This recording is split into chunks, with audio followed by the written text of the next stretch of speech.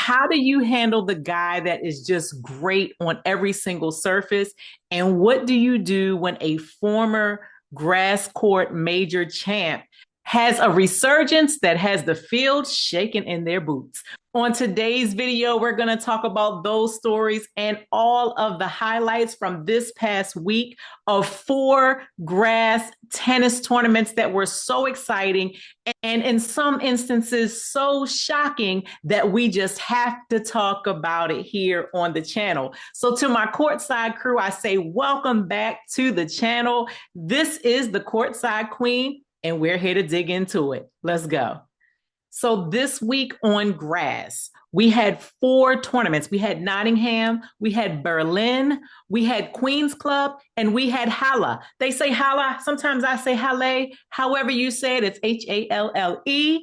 We had all four of those tournaments, and we got something shocking from each one of them. And so before we dig into that, my question for today is there enough grass court tennis?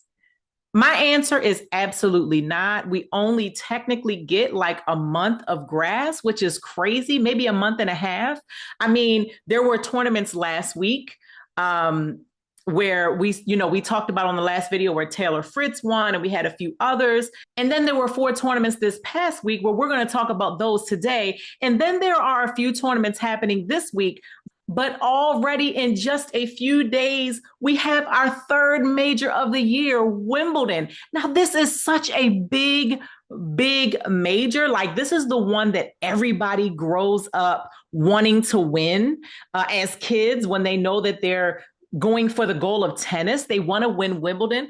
I just don't understand why we don't have a longer time between the French Open and Wimbledon so that these players can have more time on grass. It's such a beautiful surface. It offers something that none of the other surfaces offer. And it's just amazing. So I don't understand why we can't push. Okay, let's look at it like this. You have Australian Open, it happens in January. French Open does not happen until May. Okay, so there's a long stretch in there where we have no major tennis. And of course, the French Open, as with all the majors, is 2 weeks long. So now it's going into June. And then June 30th, and of course, it's not the same date every year, but June 30th this year, we're already into Wimbledon.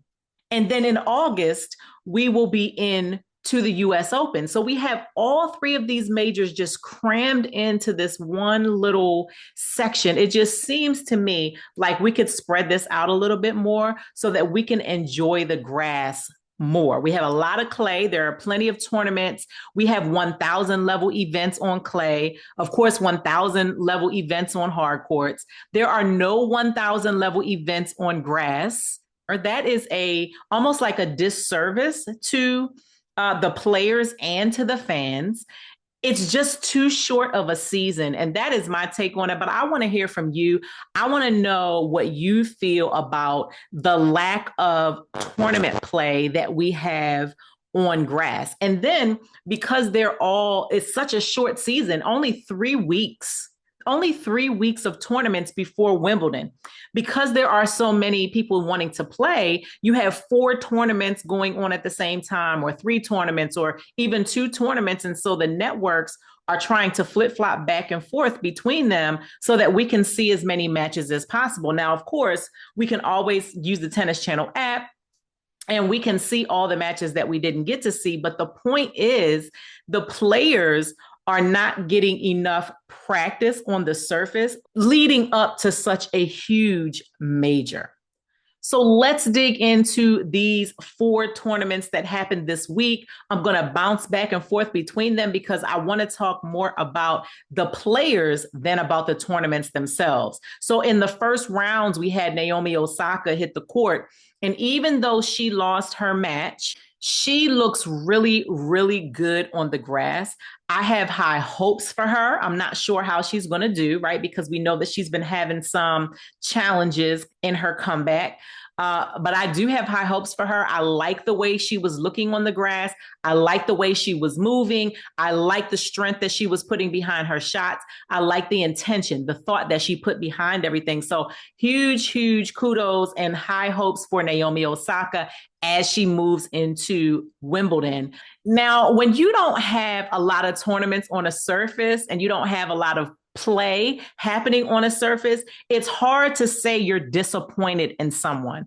But I will say that I am hugely disappointed in the show that the Americans gave this past week on the grass. I mean, we had Taylor Fritz, after winning a tournament in the previous week, went out in the first round. We had Madison Keys go out in the first round, and she went out to the eventual champ in this particular tournament, but that was a huge disappointment. We had Ben Shelton go out in the first round, Frances Tiafoe go out in the first round. We had Coco Gauff come and go out in her first match. It wasn't the first round, but it was her first match, as did Pegula go out. These players are wanting to and expecting to, and we as fans are expecting them to at least win a couple matches, right? That's what we want to see when it comes to American tennis, because it gives us the hope that maybe we'll see some Americans go a little deep in Wimbledon. I mean, Wimbledon is a tournament that has not had an American winner on the women's side since I think 2016. And on the men's side, I mean, don't even talk about it. Right? We are waiting to see some big things happen on grass from the Americans. Some analysts think that Madison Keys has a chance to take a deep run at Wimbledon. I don't know. It remains to be seen. We've seen her lose early a couple of times already this season. And so I'm not really sure if I had the faith in Madison, but not just Madison. Do we have the faith in really any of the American, let's just say women right now on grass? We have not historically seen the women, especially in this era, go really deep at Wimbledon. And I'm a little bit nervous, especially because of the lack of play. Now, when we talk about the men, again, we saw Taylor Fritz win a tournament on grass a week ago, and that's great. But how is he going to do in best of five? How is he going to do knowing that he has not had a great year thus far and that the pressure is on? We have to see how these draws break out later on this week, and see who gets who in what rounds. But I'm a little bit nervous for American tennis in this third major of the year. I truly hope some people surprise us. I think that Pegula has a nice game for the grass. Again, Madison Keys has a nice game for the grass. We actually had a few of the men have little tweaks. You guys know I have said on a previous video where the grass always concerns me. It's a beautiful surface, but at the same time, it's really dangerous because it's not like it's slippery like the clay, but you get a lot of tweaks and a lot of slippages, but in a different way. Because it's not as forgiving to slide on the grass as it is to slide on the clay. So we saw Fonseca go down. We saw Monfils with a little something going on. We saw Diallo with some kind of tweak. And so I just hope that these guys are able to, or don't have anything serious going on, and they're able to recover to get ready for the grass. I don't really know what we can do to keep the slippages down on the grass. We see a lot of pulls. We see a lot of uncomfortable giraffe-like slides where the legs go in two different directions. And it's just a scary thing, especially early in the tournament. My hope, my prayer is that we don't have those serious injuries this year.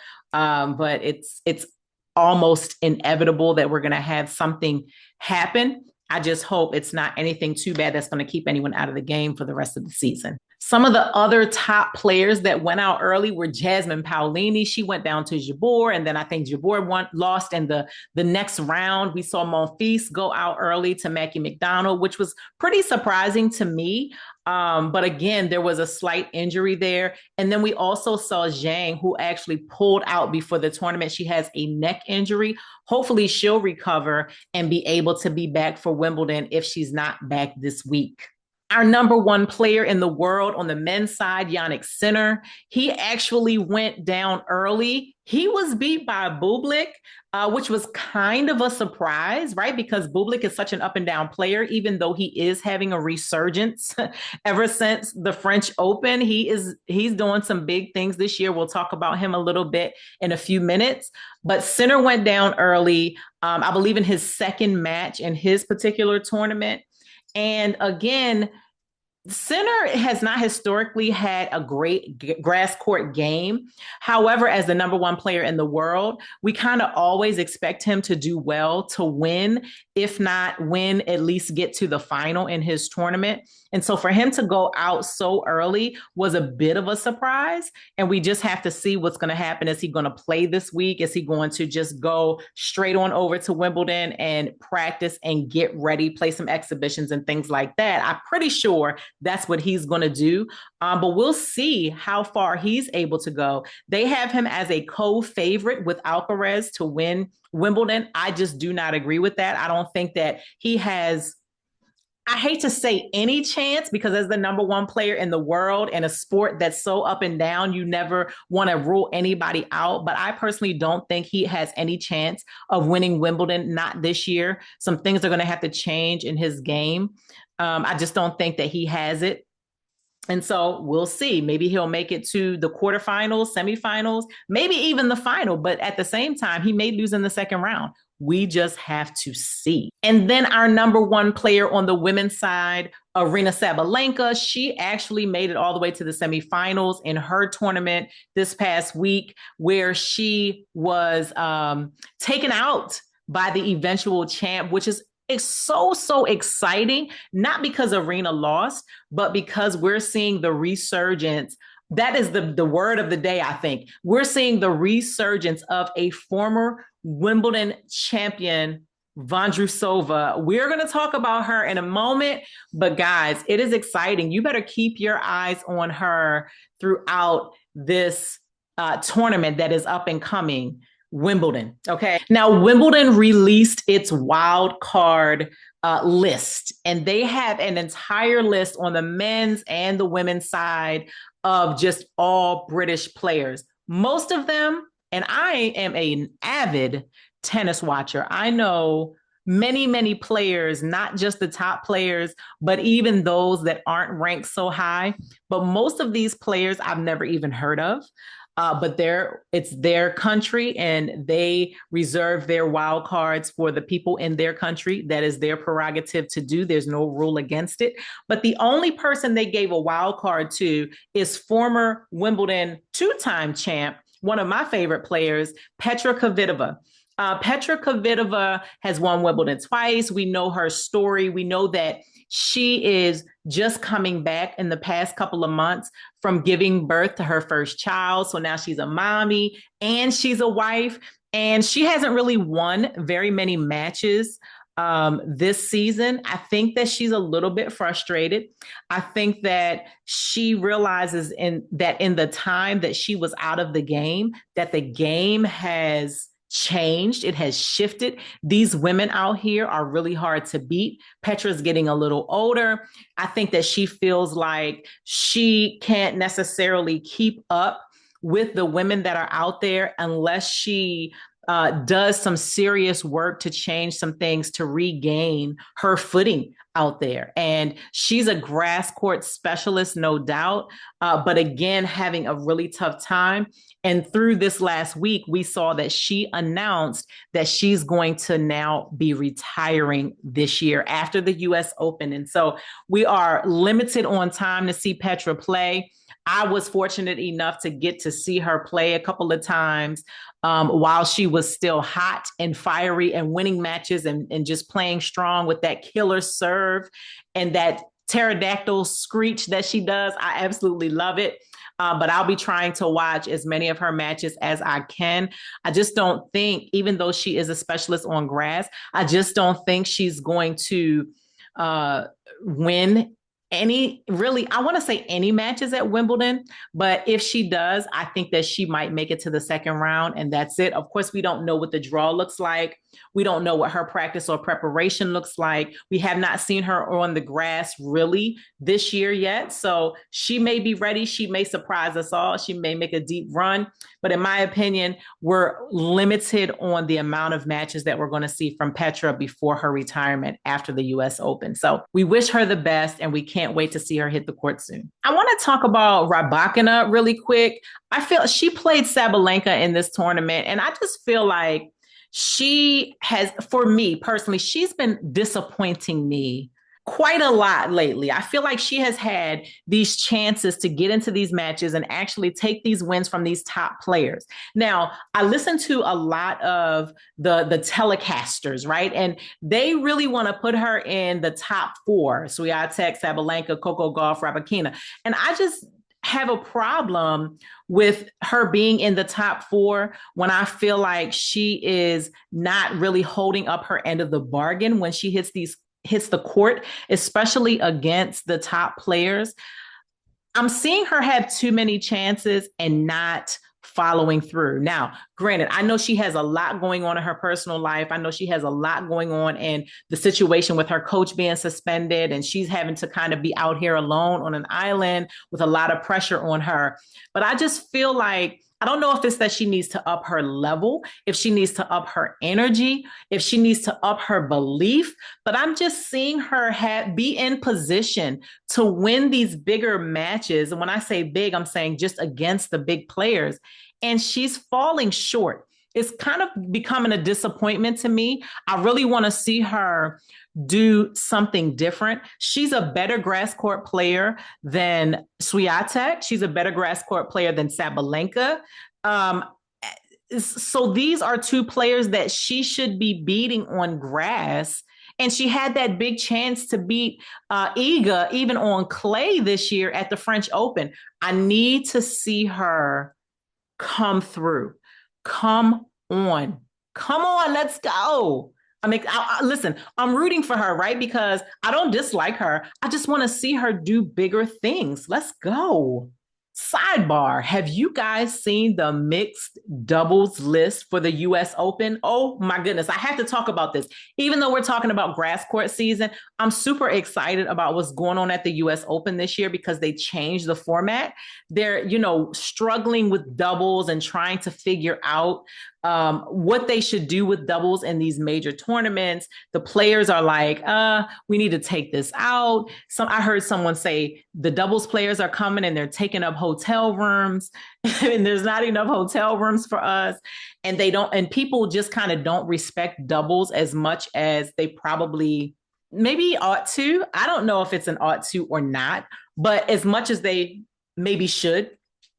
But what the US Open is doing this year is they're putting mixed doubles before the tournament. So it's almost like a pre-tournament. Mixed doubles will be an entity in and of itself. And then during the tournament, we'll have, of course, singles and then the men's doubles and the women's doubles. And then we'll see what they do moving forward. But there are some powerhouse mixed doubles teams entering the conversation at the US Open. Guys, we'll talk about it some more on a future video, but I wanted to bring it up if you want to look it up ahead of time. This is going to be really good, really interesting. And I think it'll be a great chance for those people that just love tennis and they want to be able to go out and see tennis. If you can't necessarily afford a ticket or can't take the whole 2 weeks to go to the US Open as a whole, you may be able to take those few days and just go probably for a lower ticket cost and just watch mixed doubles because a lot of the big names are going to be there, like Alcaraz, Djokovic, Ruud, Sinner, and on the women's side as well, there's going to be some big players. On another note, pertaining to this mixed doubles situation, I did see that Carlos Alcaraz and Emma Raducanu are partnering up for the mixed doubles, which I think is really cool. But then I also saw her watching his match. I think it was his semifinal match at this past tournament. But then I also heard him talk about her and how they linked for the tournament. And I am kind of wanting to say couple alert. Keep an eye out for this duo as a potential couple moving forward. Maybe something that hasn't been announced yet, or maybe something that's not even a thing yet, but it's moving in that direction. I'm just feeling some vibes here. Couple alert, Alcaraz, Raducanu. Let's see what happens. And don't forget that you heard it here first. Now let's get into these finals on Final Sunday. What happened? What happened? What happened? In Berlin, we had Vondrousova and Wang, who made it to the final. Now, this is crazy because this is the tournament that had 9 of the top 10 women players enter the draw. And both of the players that made it to the final, neither one of them were even one of the seeds at all. These are 2 unseeded players that made it to the final. Wang is the one who took out Coco in the second round, and Vondrousova is the one who took out Madison Keys. She took out Sabalenka. She won Wimbledon in 2023. And guys, check this out. She has not even made a final, much less won a tournament, since she won Wimbledon in 2023. Like, she's been struggling that much. She just recently came back from surgery. I believe it was her shoulder that was messed up. She's a lefty. And so she came in there, she did her grass court thing. We know that she's a grass court specialist. Anybody that has won Wimbledon is absolutely a grass court specialist, because to win a major, you got to win 7 matches in a row and play every other day for 2 weeks. So that means you have to have long concentration to be able to accomplish something like that. And so for those people who do not or did not have her on your list of potentials moving into Wimbledon, whether it was because of her ranking, whether it was because of the fact that she hadn't made any finals or won any tournaments, whatever the reason was you didn't have her on your bingo card, I highly suggest you add her back to your bingo card, because the way that she looked during this tournament was absolutely phenomenal. I'm rooting for her. I hope that she does great things at Wimbledon. I'm super excited, because she is a almost like a dark horse, somebody that you didn't bank on being a problem, and now you know she's a problem. She's going to be someone to watch. So congratulations to Vondrousova for winning this week's tournament at Berlin. Can't wait to see you at Wimbledon. Oh, and by the way, she's now back inside the top 100. So she'll be getting better draws. Super excited for her. Let's talk about Halle. I told you earlier that Bublik actually took center out in his second match. Guys, guess what? It was him and Medvedev in the final. Medvedev had taken out Zverev in 3 sets in the semifinal, and we knew that this was going to be an exciting match because Medvedev was 6-0 against Bublik. Bublik had never beaten him, but Bublik has been playing out of his mind. He beat Khachanov in the previous round, where he took him out in 3 sets. I mean, doing all of his Bublik stuff, the underhand serve, the tweeners, the shots over his shoulder with his back turned. I mean, he was doing all his Bublik stuff, and we just didn't know how this was going to turn out. But I'll tell you what, I had a pretty good feeling that if Bublik lost this match, it wasn't going to be because he went away. It wasn't going to be because he didn't play well. It was going to be because Medvedev just played lights out. And so when it came down to it, Bublik actually won the title. Super, super happy for him. Super excited for him. He's a grass court specialist, guys. He has the ability to take anybody out on the surface, except for maybe like Alcaraz or Djokovic. He has the ability to go really, really deep, especially if he gets a good draw at Wimbledon. So I'm looking forward to this draw coming out later this week so that we can see who's what, who's where, and we will definitely be right here on the channel to talk about it on the day that the draw drops. But for Medvedev, kudos to him because he's been having a really tough year. Him and his wife had a new baby at the end of 2024, I think. He's been struggling a little bit this year to find wins, to really find his feet on the court. But grass is definitely a good surface for him. Him getting to the final in Halle actually put him back into the top 10, which is where I believe he belongs. So I think that he's number 9 right now, back inside the top 10 going into Wimbledon. Kudos to Medvedev, even though he was the runner-up at this tournament. Huge shout out to Kessler, the American who won Nottingham. This was a tournament that wasn't very televised over this past week, but we got little glimpses in to see what was going on. And Kessler just made her way merrily through this draw, and she was able to take the title. Now, what's so exciting about this for her is that she is now number 32 in the world on the women's side. And that means that she is going to be seeded for Wimbledon, which is super exciting because the seeds, they get easier, quote unquote, easier draws early on. It's not until a little bit later, third round, fourth round for some, where they actually might meet another seed. So kudos,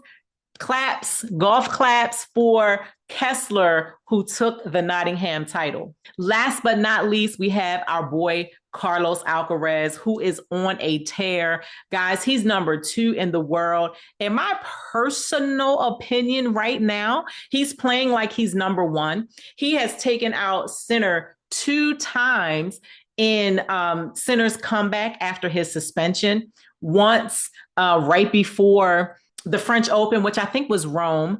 And then at the French Open in the final, we know what happened there in 5 sets. He has actually owned Sinner since they've been on the tour. And even if Sinner makes it to the final of Wimbledon, which again, I don't think that he will, they're definitely going to be on opposite sides of the draw. So they would only meet in the final as numbers 1 and 2.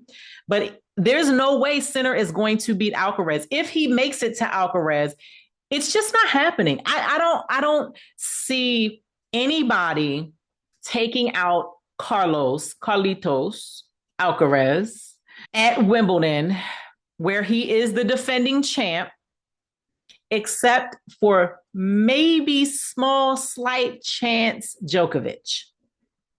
But in all honesty, the way that Alcaraz is playing, and of course, you never know how someone is going to play on any given day, I just don't see it. I just don't see it. I just don't see it happening. So Alcaraz took the Queen's Club title for the 2nd year in a row, where he played Yuri Lehechka. It was a great match. It went 3 sets. Lehechka played very, very well. Super proud of him for the way that he played, especially against someone like Carlitos. But it just was not enough. It's just not, they don't have enough. They don't have what they need to take this guy out. And so, Alcaraz, congratulations to you on winning yet another tournament. And now he gets to kind of relax for a week before he goes into Wimbledon. Pretty sure he won't be playing on the first day, but even if he does, he'll have a week off. It doesn't matter. I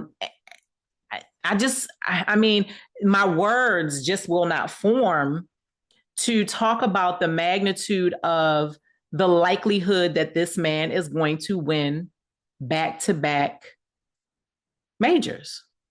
Again, I don't know if he's done back-to-back before, but back-to-back majors in 2025, I think that it's going to happen. We'll see. Let's see how it plays out. We have all kinds of scenarios that could play out. You just never know. It's 7 matches over 2 weeks. So there's a lot of tennis to be played. Things remain to be seen, but he's my pick. And one last announcement. Casper Ruud, who we saw go out with an injury at the French Open, he was very, very vocal about the fact that his knee was injured. He was very vocal about the fact that as tennis players, they don't get time off. As tennis players, they're expected to go from tournament to tournament. As tennis players, they are actually penalized for pulling out of these mandatory tournaments. And that although he loves the game, he doesn't necessarily want to have to play every time, but they feel that they're potentially going to lose money and get in trouble for not playing. But he has actually pulled out of Wimbledon already because his knee has not healed up. And I'll tell you guys, you've heard me say it before, Wimbledon is a place that really concerns me in terms of injuries. And so, based on the fact that it's his knee that is injured, I think that the absolute best scenario for him was to pull out of Wimbledon. I appreciate him for doing it early, because then now it's clear to the tournament and to the other players that there's space for someone else, right? I really don't like when the players pull out super late. I mean, unless, of course, you just got hurt. But if you knew that you were hurt and you wouldn't be able to play, I would prefer that you pull out like this. So a week in advance, he's saying, hey, guys, I won't be there. I'm not coming. Take me off the list. Give my RSVP to somebody else, because I will not be there. I will not be available. I will not be playing. So we are sending our best wishes, healing energy to Casper Ruud, that he will be ready for his next tournament, which I think that he's going to go back to the clay before he goes to hard court. After he skips over Wimbledon. So those are the big announcements. Those are the big things that happened this past week in the tennis world. Now, moving up to this week, we do have a couple more tournaments that are going to be being played. They actually have already started. I know Iga is making her first appearance on grass this week. But also, guys, I want you to know that on Friday, the draw comes out for Wimbledon. Wimbledon starts on Sunday. And so we'll be back here to talk about the draw. We'll be talking about those popcorn matches and seeing who's getting paired up against who. That's going to be like, oh, this is a good one. This is a potential upset for one of those top players. Can't wait to talk about that with you. With that being said, I want to hear from you again in the comments to tell me what you think about this very, very short and small grass season that we have. What can we do to make those changes? Like, how can we lengthen it? How can we give these players more practice on it? How can we help the sport, right? The fans, the players, the coaches, even, to help their players develop better on grass, so that we can see, I don't even know if I want to say better tennis, because the upsets are good too. That's always very interesting too. But I want to see these players be able to develop. So I want to know what your thoughts are on that. And guys, my courtside crew, that's all I have for you today. Because I waited the whole week for the tournaments to be over, I had a lot to fill you in on, but I hope you got all the highlights, all the news, all the updates that you came for. Go ahead, like this video and subscribe to the channel if you like this type of content, because I'm here to stay. So are you here with me? That's my question. Are you here with me? If you are, then go ahead, like it, subscribe it, turn that notification bell button on so that you can see every single time I go live. It is the Courtside Queen, and I'll see you on the next video. Bye.